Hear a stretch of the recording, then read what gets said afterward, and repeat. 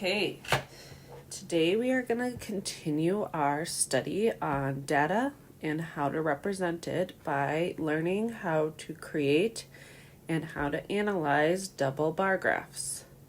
So the purpose of double bar graphs is to compare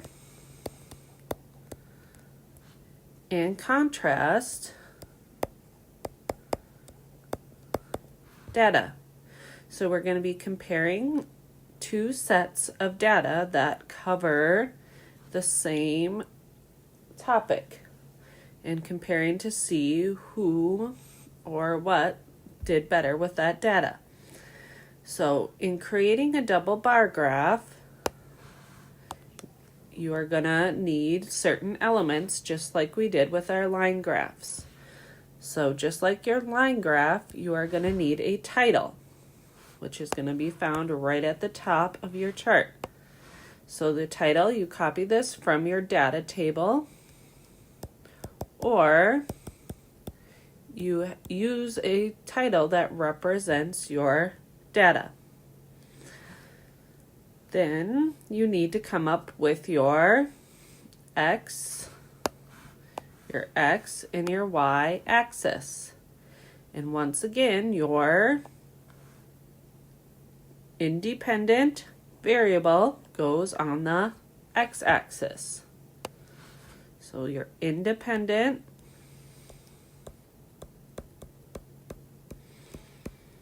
goes on the x-axis. That's the variable that doesn't depend on your question. So that's the one that you have more control over.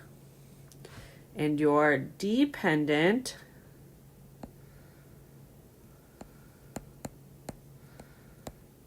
variable goes on your y-axis. So once you have figured out which one is your independent and your dependent, you're going to label your axes with those variables. Then you have to come up with your scale and or your titles for both your x and your y axis. So on your y-axis, when you number your scale, it is important for your dependent variable, you number the lines. Let's try that. Lines, not the boxes. So you're going to want to have your lines be what you label for your y-axis for that dependent variable. So make sure your scale, remember, it must start at 0 and have equal intervals. So if you look at this graph, they're counting by 5s each time.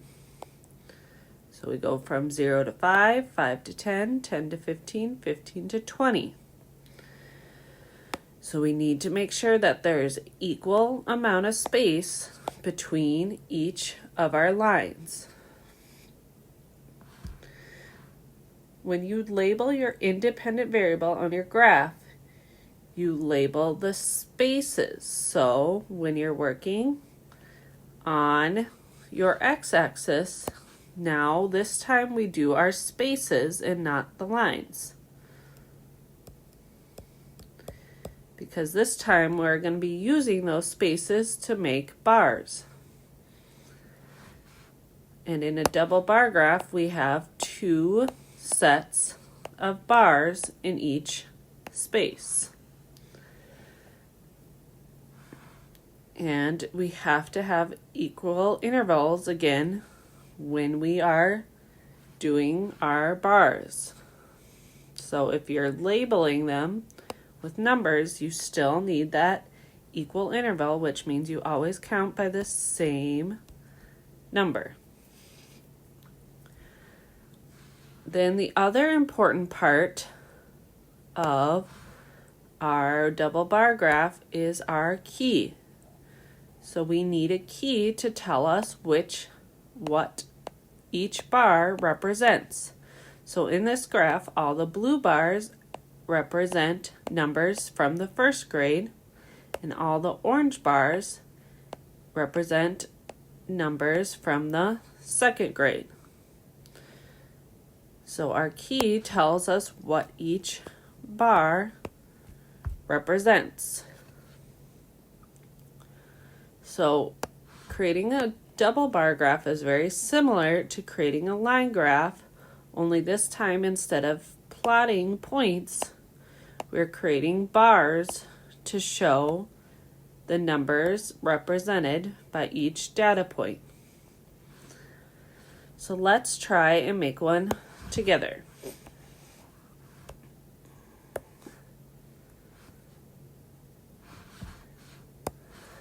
Gardeners at Larson Estate counted the number of flowers growing there. Use the data to complete the bar graph below. So, on our data table, we have a flower garden, so that is going to be our title of our double bar graph. We have our color is our independent variable, so that's going to go on our x-axis. And the number of flowers is our independent variable, or dependent variable, and that's going to go on our y-axis. So our dependent variable, or our independent variable, is the color, and our dependent variable is the number of flowers. Then there's this little thing right here on the graph. What this does is it gives you the ability to skip some numbers but still keep your interval. So this one, we're counting, our interval is 10, but we're skipping the first 40 and starting at 50. So this little squiggly line means that the lower numbers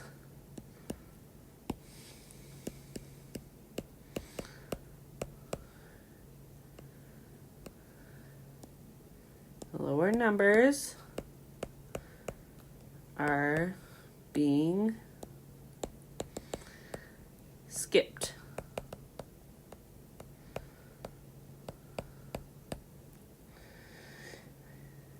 But the scale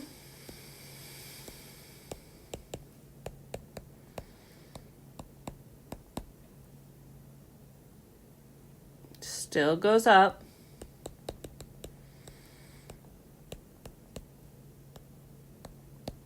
By tens. So that just means it just helps us see the data a little easier when we use this line here to help us with not having to count out all of our data numbers or all of our interval numbers on our y-axis. So now it says that daisies, it gives me a color for my key. It says daisies are going to be pink and tulips are going to be orange. So I'm going to get a pink color. And I'm going to see that white daisies, there's 60 white daisies. So I'm going to make a line at 60 and draw my bar. And fill it in a little bit. Then yellow daisies are at 70. So I take and I draw my line at 70. And I draw my bars. Fill it in. And orange daisies have 80. So I draw my line up at 80. Draw it down. And I color it in. Now I move to tulips, so I need to change my color to orange. So now I see that there are 70 white tulips. So I draw my line at 70, Draw my bars down, fill it in. There are 80 yellow tulips. So I draw my line at 80, bring it down. And then there are 90 orange tulips. So I draw my line up at 90, draw my bars, and I fill it in. So now I have my double bar graph, and I can see that there are more tulips in the garden of each color, and that there are the most orange tulips, or the most popular color in the garden is orange, and the least popular color in the garden is white. So that is how we make a double bar graph.